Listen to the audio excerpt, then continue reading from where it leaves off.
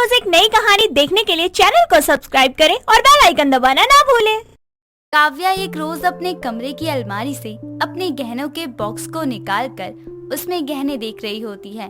तभी उसकी नजर अपनी माँ के दिए हुए चश्मे पर जाती है, जिसे देखते ही वो अपने आप से कहती है, शादी से पहले माँ ने मुझे ये चश्मा देते हुए कहा था कि ये जादुई चश्मा है, लेकिन मुझे आज तक समझ में नहीं आया कि इसमें जादुई क्या है।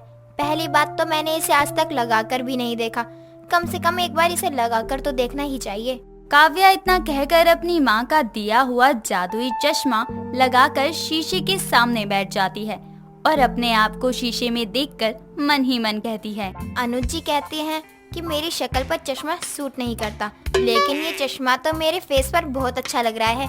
उन्हें तो आदत ही है मेरा मजाक उड़ाने की। आज जब शाम को आएंगे तब उन्हें ये चश्मा पहनकर दिखाऊंगी।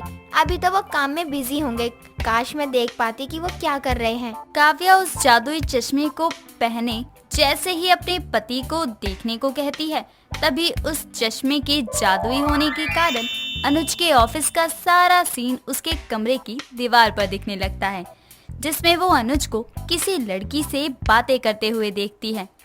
ये देखकर उसे बहुत गुस्सा आता है।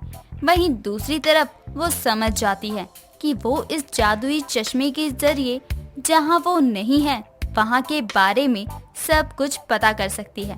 शाम होने पर जब अनुज ऑफिस से घर लौटता है और हॉल में बैठी हुई काव्या से एक ग्लास पानी मांगता है, तो काव्या कहती है, मुझसे पानी क्यों मांग रहे हैं? वो भी अपनी सेक्रेटरी नैना से ही मांग लेते ना, जिसके साथ आज पूरे दिन बैठे बात कर रहे थे आप। इससे कैसे पता चल गया कि आज मैं पूरे दिन नैना से बैठ के बातें कर रहा था? तुम भी ना क्या बातें कर रही हो? लड़कियों से बात करने के सिवा भी बहुत काम होता है। तुमने क्या मेरे ऑफिस में सीसीटीवी कैमरा लगवा रखा है जो तुम्हें सब पता चल जाता है? आप कितना भी चालाक बनने की कोशिश करें, लेकिन मुझसे बच नहीं सकते।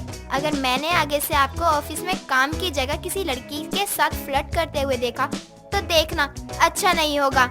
बता रही हूँ मैं पहले ही आपको। बोल तो ऐसे रही है जैसे मानो इसके पास में कोई जादुई आंखें हैं जो घर पे बैठे बैठे दिखा देगी ऑफिस में क्या सीन चल रहा है, मैं कब किस लड़की के साथ फ्लर्ट कर रहा हूँ। हाँ ठीक है, मैं समझ गया। अब तो एक गिलास पानी ला दो।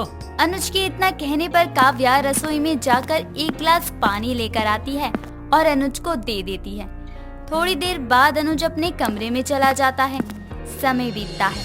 तभी एक रोज सुबह के समय काव्या अपने गार्डन में पौधों को पानी देने के लिए जाती है। तभी वो अपनी सास कौशल्या को अपनी पड़ोसन से बात करते हुए देखती है, जिसे देखकर वो अपने मन में कहती है, पति पर जादुई चश्मे का इस्तेमाल करके देख लिया, अब जरा अपनी सासू माँ के बारे में भी कुछ पता करा जाए कि ये रोज सुबह पड़ोसन के साथ मिलकर किसकी बुराइयां करती हैं। काव्या अपने मन में इतना कहकर अपने कमरे में जाती है और अपना जादुई चश्मा पहनकर अपनी सास की बातें सुनती है। तभी उसके सामने उसकी सास और पड़ोसन का दृश्य सामने आ जाता है, जिसमें वो दोनों बातें करते हुए कहती हैं, और बताओ कौशल्या बहन, तुम्हारी बहू के क्या हालचाल है? उसके तेवर में कोई सुधार आया कि नहीं?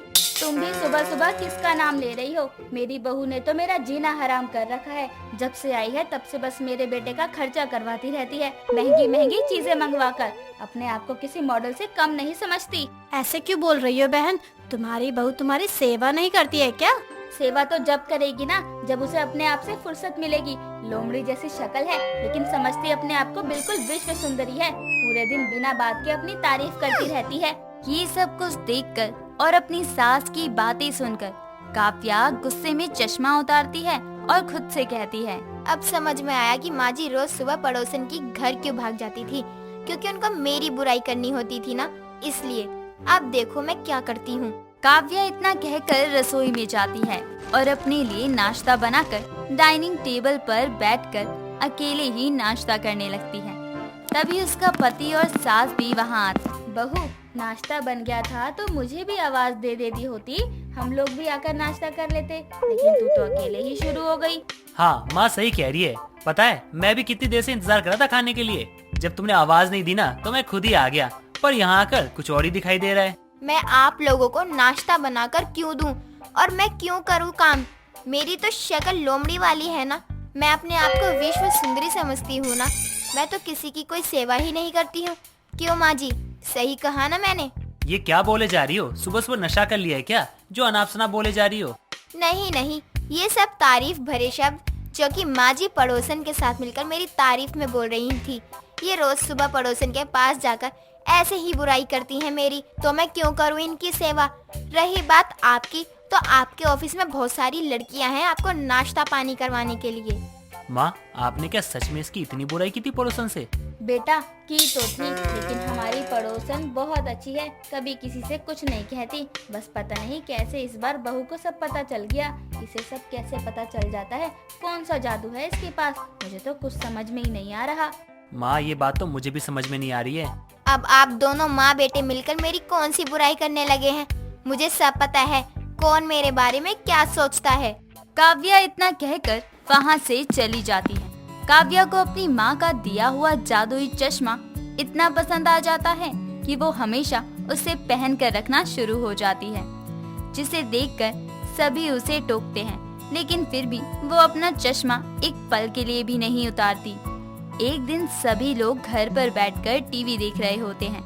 तभी उनकी पड़ोसन रोते हुए वहाँ आती है और अनुज से कहती है, अनुज बेटा, मेरा पोता पता नहीं कहाँ चला गया, मिल ही नहीं रहा। उसे ढूंढने में मेरी मदद कर दे बेटा। मेरा बेटा विक्रम घर पर नहीं है। चल बेटा। आंटी जी, आप परेशान मत होइए, मैं आपके साथ चलता हूँ। मिल जाएगा, यहीं कहीं खेल रहा होगा। और कहाँ जाएगा? नहीं बेटा, वो कहीं नहीं है। मैंने आसपास के सभी मोहल्ले में देख लिया, वो कभी भी ऐसे नहीं करता है। उसने बस मुझसे यही कहा था कि दादी मैं खेलने जा रहा हूँ, अभी थोड़ी देर में आ जाऊंगा, लेकिन बहुत देर हो गई है, अब तक वापस नहीं आया है। पड़ोसन की बात सुनकर काव्या अपनी जादुई चश्मे के जरिए उसके पोते के बारे में जानने की कोशिश करती है। तभी उसके सामने पड़ोसन की छत और वहाँ पर एक कमरे का दृश्य आ जाता है, जहाँ उनका पोता बेहोश पड़ा होता है। जिसके बाद वो अपने पति को रोकते हुए कहती है, किसी को कहीं जाने की जरूरत नहीं है। इनका पोता छत पर एक कमरे में बेहोश पड़ा हुआ है। शायद हो सकता है कि खेलते टाइम दरवाजा अंदर से लॉक हो गया हो, इसलिए वो बेहोश हो गया हो। ये वक्त तुक्के मारने का नहीं है, किसी का बेटा खोया है, इसलिए ना तुम अपना मुंह बंद रखो। अगर आपको मेरी बात पर यकीन नहीं है तो आप पहले छत पर जाकर देख लीजिए ना मिले तब बोलना। काव्या की बात सुनकर सभी लोग पड़ोसन की छत पर जाते हैं और कमरे के अंदर बच्चे को बेहोश देखकर सभी दंग रह जाते हैं। तभी अनुज अपनी माँ से कहता है, माँ, अब तो मुझे काव्या से डर लगने लग गया है। मुझे पक्का यकीन है उसके पास कोई तो ऐसी चीज है जिससे वो सब कुछ घर बैठे बैठे पता लगा लेती है, लेकिन वो क्या है? अब तो बहुत हो गया, अब तो मुझे पता लगाना ही पड़ेगा। बात तेरी सही है बेटा, और सच क्या है ये तो बहू ही बता सकती है। चल उसी से पूछते हैं। थोड़ी देर बाद अनुज और कौशल्या अपने घर वापस आते हैं, जहां वो काव्या को फोन पर उसकी माँ माधुरी से उस जादुई चश्मे के बारे में बात करते हुए सुन लेते हैं, जिसे सुनकर उन्हें जादुई चश्मे की सारी सच्चाई पता चल जाती है। कॉल कट होने के बाद दोनों अंदर आकर कहते हैं, अच्छा, तो ये सारी चीजें तुम्हें अपने जादुई चश्मे के कारण पता चल जाती थी और हम लोग परेशान हो रहे थे कब से, ये सोचकर कि तुम्हें ये सारी चीजें पता कैसे चल जाती है।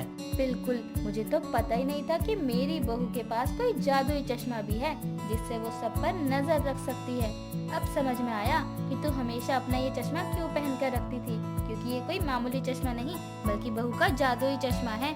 बेशक कौशल्या के सामने उसकी बहू के जादुई चश्मे का राज आ जाता है, लेकिन वो इस राज को दुनिया वालों से छुपा कर ही रखती है। साथ ही इस जादुई चश्मे की वजह से काव्या और अनुज की खट्टी मीठी नोक-झोंक चलती ही रहा करती थी। दोस्तों, अगर आपको ये कहानी पसंद आई तो इसे लाइक करें, शेयर करें और कमेंट करके बताएं कि कहानी में आपको सबसे अच्छा क्या लगा।